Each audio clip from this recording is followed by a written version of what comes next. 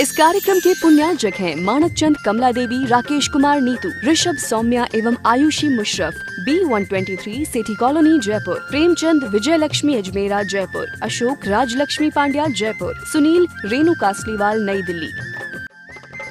श्री नरेंद्र, श्रीमती सुदेश रानी जैन, विपिन कुमार, संगीता जैन, मुजफ्फरनगर निवासी, प्रवासी दुर्गापुर, पश्चिम बंगाल। संजय, दीपा जैन, राजीव, सोनिया जैन, पूनम चंद, सविता जैन मेरठ, पंकज, श्वेता जैन दिल्ली, अभिषेक, रिद्धि, सिद्धि, वैभव, आंचल, शोभित जैन एवं समस्त नावला परिवार। अतुल जैन, प्रेरणा जैन, दीक्षा जैन, एशियाड गेम्स विलेज नई दिल्ली, राजेश्वर जैन, शशि जैन, जैन मिलन विहार, मुजफ्फरनगर उत्तर प्रदेश। ध्रुव, पर्थ, नमिता, धीरजगर, गुरुग्राम, परिधि, रिद्धिमा, नेहा, विकास जैन, गुरुग्राम, मीना, विनोद अग्रवाल, रोहिणी दिल्ली। श्री मुनीन्द्र कुमार जैन, सरिता जैन, अतुल जैन, शिप्रा जैन, आर्यन जैन, मनीष जैन, श्वेता जैन, मीशा जैन, मुजफ्फरनगर। श्री राजेंद्र कुमार जैन, श्रीमती मंजू जैन, आशीष जैन, मीना जैन, पारस जैन, स्वाति जैन, समृद्धि जैन, सिद्धि जैन, शाश्वत जैन, जैन महिला मंडल, चंदर नगर, सहारनपुर। श्री किशोर भाई खंधार की पावन स्मृति में श्रीमती सुषमा खंधार, परिमल खंधार, मोना खंधार, मुकेश कुमार, साक्षी कुमार, ईशा कुमार, डिम्पल गांधी, सोनल गांधी एवं हेतार्थ गांधी, अहमदाबाद। जिनेन्द्र 8 काम मोके 8 गुण 8 अणुव में सिद्धे 8 पुण विड़ि विठे निठ्ठिय कज्जे अवंदि मोणिचम। पंच परमेष्ठी भगवान की जय। पिछली ज्ञानशाला की कक्षा में हमने आचार्य भगवान कुंद कुंद स्वामी द्वारा विरचित जो समय सार जी हैं उस ग्रंथ की गाथा पढ़ी थी और हमने समझा था कि किस प्रकार शीशा जो है वह स्वर्ण रूप में परिणमित होता है, शीशे को स्वर्ण रूप में कैसे बनाया जाता है। उस दृष्टांत के माध्यम से आज की इस कक्षा में हम दृष्टांत रूप में जो संसारी जीव आत्मा है, यह संसार में कर्म रूप में परिणत होकर के अशुद्ध बना हुआ है, वह शुद्ध स्वभाव को कैसे प्राप्त करता है उसे हम समझते हैं। आइए। कम्मं हवे किट्टं रागादि कालिया अह विभावो सम्मत्णान चरणं परमोसह मिदिवियाणि। आइए गाथा का अर्थ समझते हैं। कम्मं हवे किट्टम, कम्मम अर्थात कर्म, यहाँ कर्म से तात्पर्य द्रव्य कर्म। हवेई अर्थात होता है, किट्टम अर्थात मेल, कीट, गंदगी। रागादि कालिया अह विभावो, रागादि राग आदि, राग, द्वेष, मद, लोभ, मोह जितने वैभाविक परिणाम हैं वे सभी कालिया अर्थात कालिमा स्वरूप, कालिमा के जैसे। अह मतलब और, विभावो मतलब विभाव, जो आत्मा के स्वभाव नहीं हैं, ऐसे राग द्वेष आदि विभाव कालिया हवेई अर्थात कालिमा होते हैं। सम्मत्णान चरणम, सम्मत अर्थात सम्यक दर्शन, णान अर्थात ज्ञान, सम्यक ज्ञान, चरणम अर्थात चारित्र, सम्यक चारित्र। सम्यक दर्शन, सम्यक ज्ञान और सम्यक चारित्र। परमोसहमिति, परमोसहम इति, परम औषध रूप, इति मतलब इस प्रकार। सम्यक दर्शन, सम्यक ज्ञान और सम्यक चारित्र रूप जो रत्नत्रय है उसे परम औषधि रूप वियाणी ही अर्थात जानो, जानना चाहिए। क्या मतलब? सम्यक दर्शन, सम्यक ज्ञान और सम्यक चारित्र को परम औषधि स्वरूप जानना चाहिए और जो द्रव्य कर्म ज्ञानावरण आदि हैं उन्हें किट्ट स्वरूप जानना चाहिए, वे उस जीव के साथ में मेल रूप में हैं। और जो राग आदि विभाव हैं वे कालिया हवेई अर्थात कालिमा स्वरूप होते हैं। पिछली गाथा में जो हमने समझा था कि जिस प्रकार शीशे का स्वर्ण किस किस वस्तुओं को मिलाने से बनता है, आज हम इस ज्ञानशाला की कक्षा में जो 2 गाथाएं पढ़ेंगे, किस प्रकार जीव संसार में जो कर्म रूप कालिमा है, भाव कर्म रूप और द्रव्य रूप कर्म और भाव रूप कालिमा से रहित किस प्रकार से होता है, उसका यहाँ पर कथन किया जा रहा है। इसलिए उस प्रथम गाथा में हमको यह समझना है कि द्रव्य कर्म को एक मेल स्वरूप जो ऊपर से लगाया गया है, जीव के पास स्वयं नहीं है, और जो राग द्वेष आदि है, जो विभाव है, स्वभाव नहीं है, वे इस प्रकार से किट्ट और कालिमा रूप में हैं। और जो संसार में परिभ्रमण जो कर्म के निमित्त से कर रहा है, जो सबसे बड़ा रोग लगा हुआ है, उसकी परम औषधि सम्यक दर्शन, सम्यक ज्ञान और सम्यक चारित्र है। इस प्रकार जानना चाहिए। कीट में और कालिमा में क्या अंतर है? दोनों एक ही तो हैं। हमें लगता है दोनों शब्द एक जैसे हैं, लेकिन फिर भी दोनों में भिन्नता है। कीट जो है वो उस रूप नहीं है, जैसे किसी भी वस्तु का ऊपर से जो लगाया हुआ होता है उसे कहते हैं कीट, और उसी रूप में जो परिणत होता है वह कहलाता है कालिमा। जैसे हम कर्म की बात कर रहे हैं, द्रव्य कर्म को आचार्य भगवंतों ने कीट कहा है, और जो भाव कर्म है उसे कालिमा या कालिया, जिसे यहाँ शब्द का प्रयोग किया गया प्राकृत भाषा में, वो कहा गया है। आत्मा के साथ में द्रव्य कर्म है, वो आत्मा अलग है और द्रव्य कर्म अलग है, इसलिए उसे कीट कहा। लेकिन जब हम कालिमा की बात करेंगे तो आत्मा के जो भाव हैं, आत्मा स्वयं राग द्वेष रूप परिणत हो रहा है, इसीलिए उसे कालिमा कहा। दोनों में थोड़ा सा अंतर हमें और अच्छी तरह से समझना है। शब्द एक जैसे लग रहे हैं, लेकिन उस रूप में परिणत होने में और एक ऊपर से अलग से लगने में, दोनों में अंतर है। हमारे शरीर पर मेल लगा हुआ है, यह कीट है, लेकिन उसी रूप होना यह कालिमा कहलाती है। इसीलिए आचार्य भगवान ने यहाँ पर द्रव्य कर्म को कीट कहा। जैसे सोना स्वर्ण है, जब तक माइंस में, खदान में रहता है, तब तक वह कीट के साथ में है, उसके ऊपर से वह गंदगी लगी हुई है। लेकिन जैसे ही हम उसे स्वर्ण आदि, जब अग्नि आदि में उसको तपाते हैं, तो शुद्ध खरा सोना हमें प्राप्त हो जाता है। तो वह जो किट थी, जो कीट था, जो गंदगी थी, जो मैल था, वह उसका दूर हो गया। इसलिए जो चीज़ दूर हो सकती है अथवा अलग है वह किट है, और जो उसी रूप में है वह कालिमा है। इस प्रकार दोनों में अंतर समझना चाहिए। भैया जी, यहाँ रत्नात्रय को औसत स्वरूप क्यों कहा गया है? जीव संसार में परिभ्रमण कर रहा है, दुखी हो रहा है, उसका सबसे बड़ा कारण है कर्म बंध, और कर्म बंध एक सबसे बड़ा रोग है। इससे बड़ा संसार में और कोई रोग नहीं, और किसी भी रोग को दूर करने के लिए औषधि की आवश्यकता होती है। और यह बात हम बहुत स्पष्ट समझ लें, सम्यक दर्शन ज्ञान चारित्राणि मोक्ष मार्ग है, अर्थात सम्यक दर्शन, सम्यक ज्ञान और सम्यक चारित्र यह मोक्ष मार्ग है। अर्थात उस संसार परिभ्रमण से छूटने का सबसे महत्वपूर्ण उपाय है तो रत्नत्रय। इसलिए आचार्य भगवान ने यहाँ पर रत्नत्रय को औषधि स्वरूप कहा। और सबसे बड़ी बात, निर्जरा का सबसे बड़ा साधन, यदि निर्जरा होगी तो जब हम सम्यक दर्शन, सम्यक ज्ञान और सम्यक चारित्र तीनों जहाँ पर प्राप्त होंगे, वहीं पर उस निर्जरा का साधन प्रारंभ होगा, छठे गुण स्थान से। इसलिए निर्जरा का सबसे बड़ा साधन है निर्जरा होना, अर्थात संसार परिभ्रमण से छूटने का उपाय। जो संसार में कर्म के कारण से हम रोगी हैं, दुखी हैं और संसार में परिभ्रमण कर रहे हैं, उससे छूटने का उपाय है सम्यक दर्शन, सम्यक ज्ञान और सम्यक चारित्र रूप औषधि।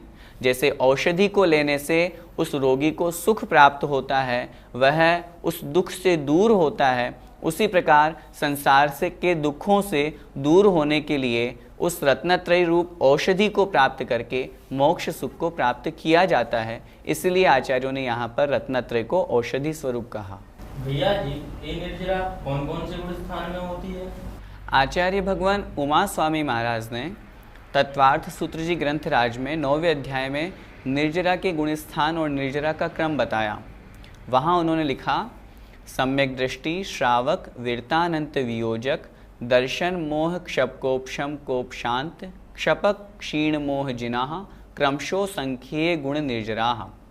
अर्थात ये यहाँ पर स्थान बताए गए किस किस अपेक्षा से क्रमशः, अंत में लिखा क्रमशः असंख्येय गुण निर्जरा। क्रमशः इस प्रकार क्रम से चलेंगे तो असंख्यात गुणी कर्मों की निर्जरा होती है। सबसे पहले लिखा सम्यक दृष्टि, अर्थात सम्यक दृष्टि जीव की निर्जरा। जब जीव अनादि मिथ्या दृष्टि जीव जब सम्यक दर्शन प्राप्त करता है, उस सम्यक दर्शन प्राप्त करने की रूप अवस्था में यहाँ हमको इस बात को बहुत अच्छी तरह से समझना है कि किस गुण स्थान में कितने समय के लिए निर्जरा होती है। जब हम चतुर्थ गुण स्थान की बात करते हैं तो वहाँ प्रति समय निर्जरा आचार्यों ने नहीं कही। जब सम्यक दर्शन प्राप्त किया उस समय और पूरे जीवन काल में उस अविरत सम्यक दृष्टि के क्वचित कदाचित विशेष परिणामों की विशुद्धि होने पर, पूजा पाठ आदि के कार्यों में शुभोपयोग रूप और परिणामों में विशुद्धि होने पर उसके और क्वचित कदाचित निर्जरा कही, लेकिन प्रति समय असंख्यात गुणी निर्जरा वहाँ नहीं कही। उससे असंख्यात गुणी निर्जरा, जितनी निर्जरा उस सम्यक दृष्टि जीव ने की, उससे असंख्यात गुणी निर्जरा श्रावक पंचम गुण स्थानवर्ती जो प्रतिमा आदि धारण करके और एक देश चारित्र को जिन्होंने धारण किया है, ऐसे वे श्रावक श्राविका पूरे जीवन भर यहाँ सिर्फ जिस समय व्रत लिए उस समय निर्जरा होएगी, लेकिन उसके साथ में पूरे जीवन भर क्रमशः असंख्यात गुणी निर्जरा वहाँ उस जीव की कही है। उसके पश्चात आगे बढ़ते हैं तो विरत अर्थात व्रतों को धारण करने वाले जो छठवें गुणस्थानवर्ती मुनि महाराज हैं, जो रत्नत्रय को पालन कर रहे हैं, 28 मूल गुणों का पालन कर रहे हैं, उनके असंख्यात गुणी निर्जरा उस श्रावक की अपेक्षा से ज़्यादा होती है। उसके आगे बढ़ते हैं तो अनंत वियोजक अर्थात अनंतानुबंधी की विसंयोजना करने वाले जीव के। तो इस प्रकार क्रमशः हम आगे बढ़ते जाएंगे तो उस जीव के निर्जरा कही गई है।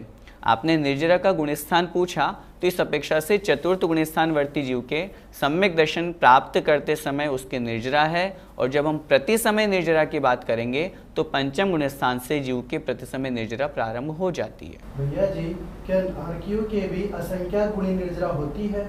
नारकी जीव भी तो सम्यक दर्शन प्राप्त कर सकते हैं, और जब सम्यक दर्शन प्राप्त करेंगे तब उनके असंख्यात गुणी निर्जरा कही।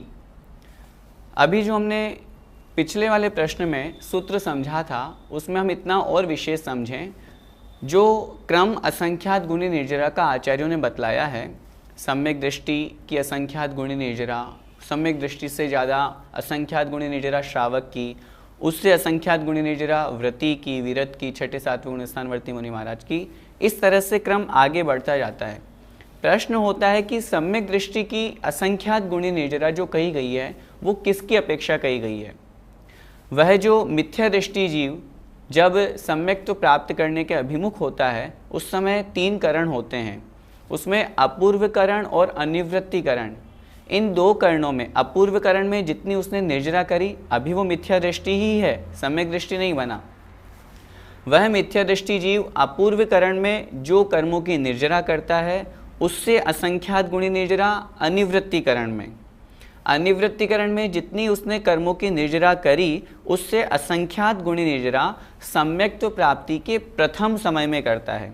इसीलिए आचार्य ने भगवान ने यहाँ पर सम्यक दृष्टि के असंख्यात गुणी निर्जरा उसी मिथ्या दृष्टि की अनिवृत्तिकरण अवस्था में की जाने वाली निर्जरा से असंख्यात गुणी निर्जरा कही है। इस प्रकार हमको यहाँ समझना चाहिए। तो वही नारकी जीव जब मिथ्या दृष्टि नारकी जीव जब सम्यक दर्शन प्राप्त करता है उस समय उसके असंख्यात गुणी निर्जरा होती है, और उससे असंख्यात गुणी निर्जरा वह कब कर सकता है? जब अनंत वियोजक अनंतानुबंधी की विसंयोजना करने वाला हो। अनंतानुबंधी के द्रव्य को अप्रत्याख्यान प्रत्याख्यान संयोजन रूप में परिणत करना जो विसंयोजना रूप है, वह उस समय उस अनंतानुबंधी की विसंयोजना करते समय उस नारकी जीव के पहले से भी असंख्यात गुणी निर्जरा होती है। और पहले से क्या कहें, जब हम क्रमशः चलेंगे तो जो मनुष्य भाव में मुनि महाराज छठवें सातवें गुणस्थानवर्ती मुनि महाराज जो असंख्यात गुणी निर्जरा करते हैं उनसे भी असंख्यात गुणी निर्जरा वह नारकी जीव उस अनंतानुबंधी की विसंयोजना करते समय कर रहा है। तो इस अपेक्षा से यदि हम असंख्यात गुणी निर्जरा नारकी जीव की बात करेंगे तो पहली निर्जरा तो हम उस समय उसके कहेंगे जब वह मिथ्यात्व से सम्यक्त को प्राप्त हो रहा है, अपूर्वकरण अनिवृत्तिकरण से असंख्यात गुणी निर्जरा सम्यक्त प्राप्ति के प्रथम समय, और जब बाद में वह अनंतानुबंधी की भी संयोजना कर रहा है तब उस समय एक छठवें सातवें गुण स्थानवर्ती मुनि महाराज की जो निर्जरा हो रही है उससे भी असंख्यात गुणी निर्जरा वह नारकी जीव वहाँ पर करता है। ज्ञानावरण आदि द्रव्य कर्म और राग द्वेष आदि भाव कर्म, इसके कारण से जीव संसार में परिभ्रमण करता है, और सम्यक दर्शन, सम्यक ज्ञान और सम्यक चारित्र यह परम औषधि है जिसके निमित्त से यह संसार परिभ्रमण से छूटता है। और पुनः आगे आचार्य भगवान कह रहे हैं किस प्रकार ध्यान और तपश्चर्या के माध्यम से यह जीव कर्म बंधन से छूट करके शुद्ध अवस्था को प्राप्त होता है। आइए हम आगे समझते हैं। झाणम हवे अग्नि तवे अर्णम भत्तले सम खादो जीवो हवे लोहम धमिदवो परम जोगी। झाणम हवेई अग्नि, झाणम अर्थात ध्यान, हवेई मतलब होता है अग्नि मतलब अग्नि, ध्यान अग्नि होता है अर्थात ध्यान रूपी अग्नि से। तवयर्णम भत्तली समक खादो, तवयर्णम अर्थात तपश्चरण, अंतरंग और बहिरंग जो 12 प्रकार के तप कहे गए हैं वे, भत्तली अर्थात धमनी धूकने वाली, समक खादो अर्थात कहा गया है, तपश्चरण को धमनी कहा गया है। और जीवो हवेई अग्नि, जीवो हवेई लोहम, जीवो अर्थात जीव, होई मतलब हवेई मतलब होता है, लोहम अर्थात लोहा, और जीव लोहा होता है। धमिदव्वो परम जोगी ही, धमिदव्वो अर्थात धोखना चाहिए अथवा धोखने पर, किसके द्वारा? परम जोगी ही, परम योगियों के द्वारा। उन परम मुनि महाराज जो योगों को धारण करते हैं अर्थात आत्म स्वरूप में लीन होकर के कर्मों को नष्ट करना चाहते हैं, शुद्ध स्वरूप को प्राप्त करना चाहते हैं, उन्हें धोखना चाहिए। क्या मतलब? हमने पिछली ज्ञानशाला की कक्षा में जिस प्रकार समझा था कि इन सबको मिलाने से, अग्नि में तपाने से स्वर्ण की प्राप्ति होती है, वह लोहा वह शीशा स्वर्ण बन जाता है। ठीक उसी प्रकार पिछली गाथा में, आज की कक्षा में हमने जो पिछली गाथा पढ़ी उसमें हमने समझा जो ज्ञानावरण आदि है वो कीट रूप में हैं, जो राग द्वेष आदि भाव है वो कालिमा रूप में हैं। उन दोनों से युक्त यह जीव संसार में परिभ्रमण कर रहा है। जब वह जीव सम्यक दर्शन, सम्यक ज्ञान और सम्यक चारित्र रूप औषधि को प्राप्त कर लेता है, उसके पश्चात फिर उसे क्या करना है वो इस गाथा में बताया है। क्या? एक बार फिर से देखें।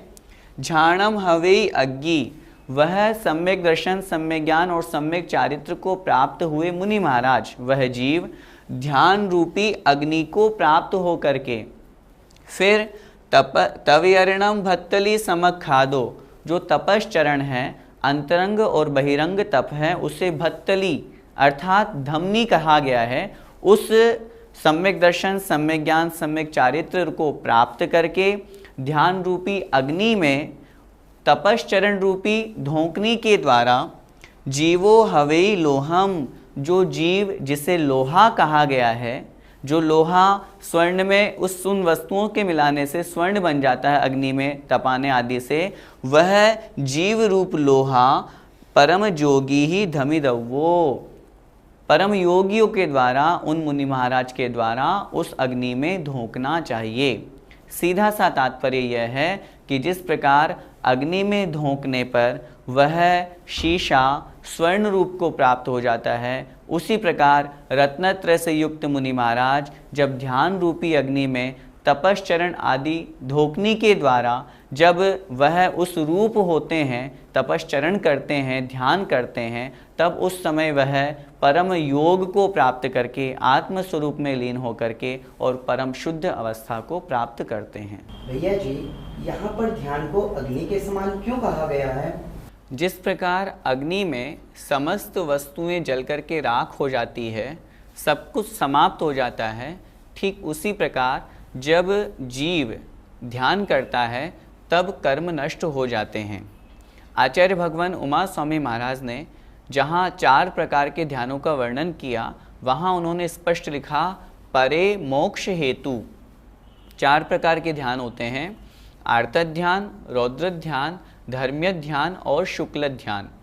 तो जो प्रारंभ के 2 ध्यान हैं वो तो संसार के निमित्त है, उनकी यहाँ चर्चा नहीं है।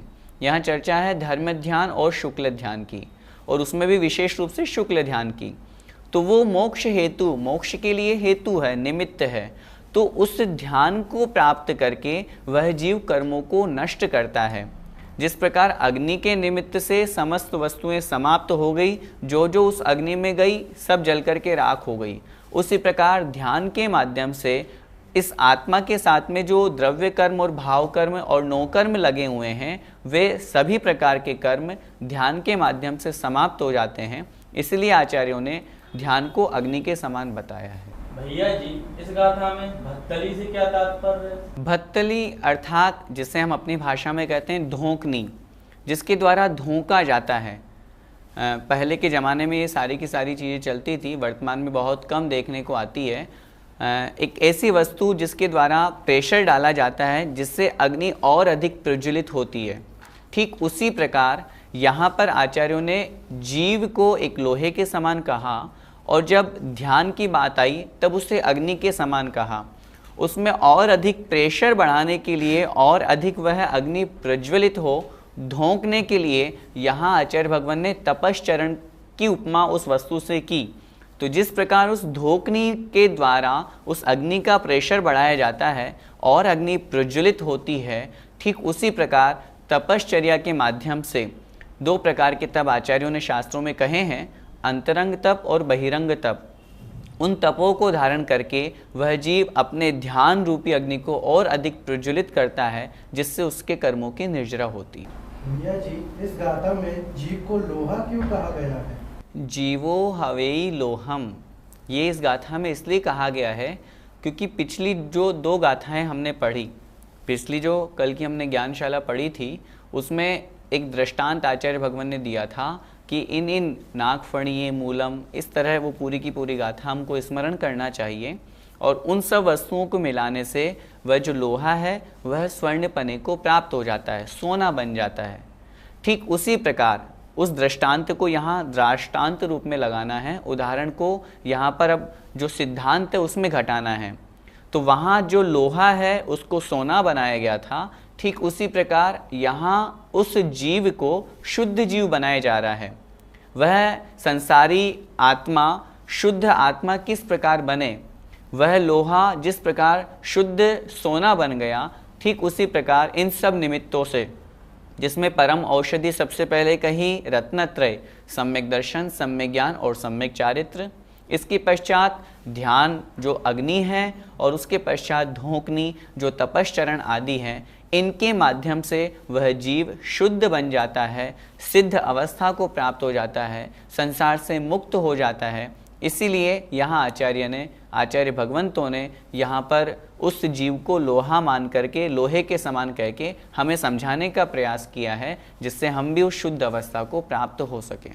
जय जिनेंद्र। इस कार्यक्रम के पुण्यार्जक हैं मानक चंद, कमला देवी, राकेश कुमार नीतू, ऋषभ सौम्या एवं आयुषी मुशरफ, B123 सेठी कॉलोनी जयपुर, प्रेमचंद विजय लक्ष्मी अजमेरा जयपुर, अशोक राजलक्ष्मी पांड्या जयपुर, सुनील रेणु कासलीवाल नई दिल्ली। श्री नरेंद्र श्रीमती सुदेश रानी जैन, विपिन कुमार संगीता जैन, मुजफ्फरनगर निवासी, प्रवासी दुर्गापुर पश्चिम बंगाल।